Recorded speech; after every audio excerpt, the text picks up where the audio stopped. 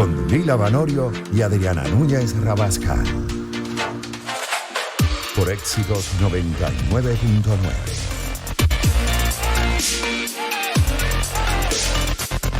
9:27 de la mañana. Y hoy, además de ser el Día de la Francofonía, también es el Día Mundial de la Felicidad.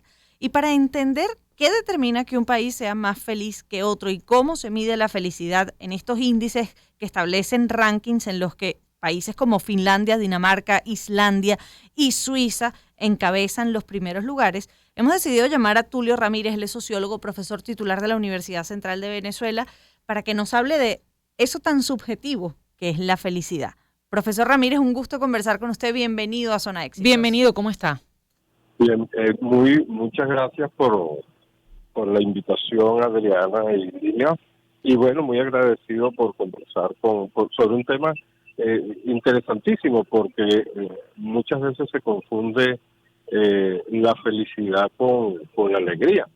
Y sobre ese tema quiero precisamente establecer alguna diferencia, porque la felicidad, a mi entender, está asociada con una situación estructural de permanencia, de bienestar, una percepción de paz interior, de armonía con el medio y con las necesidades básicas satisfechas.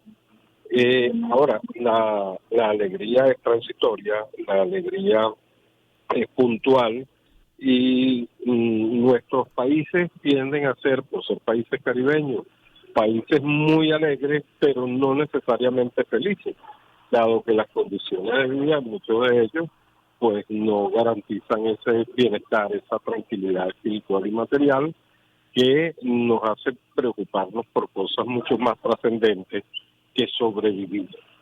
Que por cierto, en el estudio al que hace referencia Lila, que es este índice de la felicidad, que lo hace el Instituto Gallup, es decir, la encuestadora Gallup, Venezuela está en el puesto 88 de 109 países medidos. Y tiene que ver quizás con esos ámbitos en los que usted hace referencia de las necesidades insatisfechas. Pero hay que recordar que Venezuela, yo no sé si eso existe, pero aquí se creó el Viceministerio para la Suprema Felicidad.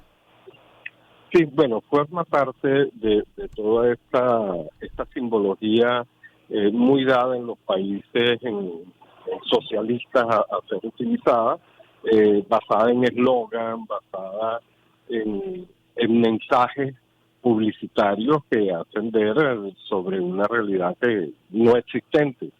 El Ministerio de la Felicidad realmente es una estructura burocrática que no garantiza a ninguna sociedad ni siquiera acercarse a la felicidad.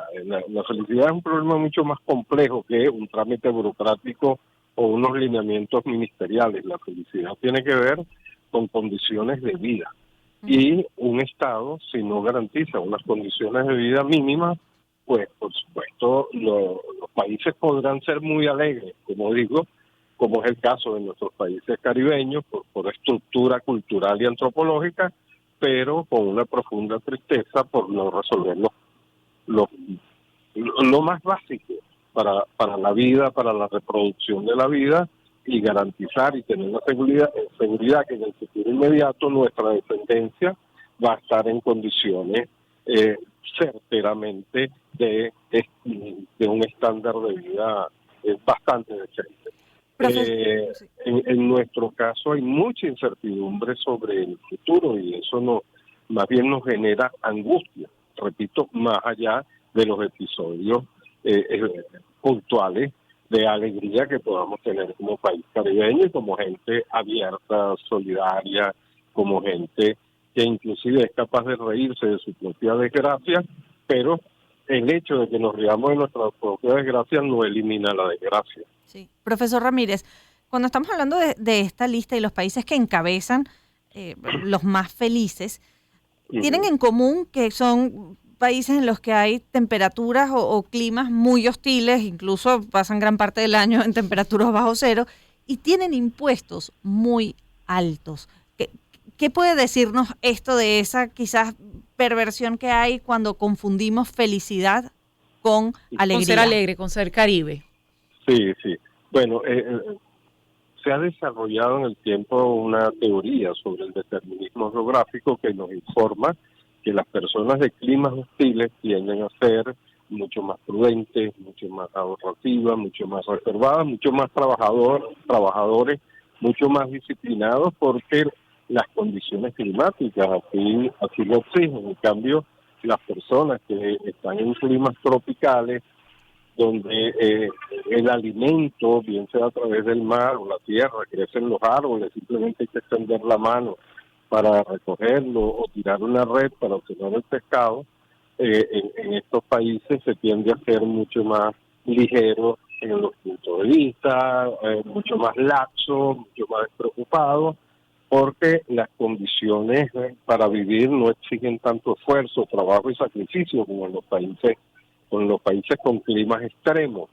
Estas teorías se han proliferado, algunos las asumen, otros las critican, pero lo cierto es que a la hora de describir a las personas, por ejemplo, del área Caribe o del área Mediterránea en Europa, encontramos que son países efectivamente mucho más abiertos y mucho más alegres. Inclusive en nuestra zona de América del Sur, las ciudades que están en las montañas, en los Andes, el ejemplo del caso merideño, el caso cochilense venezolano, las personas tienden a ser eso más reservadas, más prudentes, mucho más organizadas, ahorrativas, trabajadoras. Las personas de la costa, son esos muy alegres. Hay que ver en Cartagena, por ejemplo, cómo los bogotanos critican a la gente de Cartagena porque es demasiado alegre y dispensiosa. Aquí en Venezuela, la gente del oriente del país es vista con mucha reserva por la gente de los Andes. Hay un poco de eso, pero en términos de país y de cultura y de economía, que es lo que al final ayuda a entender estos asuntos, pues la gente sí tiene condiciones de vida aceptables, tiende, independientemente de los altos decibeles de alegría o no, tiende a tener mayor o menor felicidad de acuerdo a sus niveles de sobrevivencia. Y justamente sobre eso me llama la atención que en el 9º lugar en este ranking figura Israel, que podría uno suponer que más bien esos ciudadanos tendrían razones para estar mortificados en medio de un conflicto que es latente en su país. Pero siempre tienen agua, por eso son felices.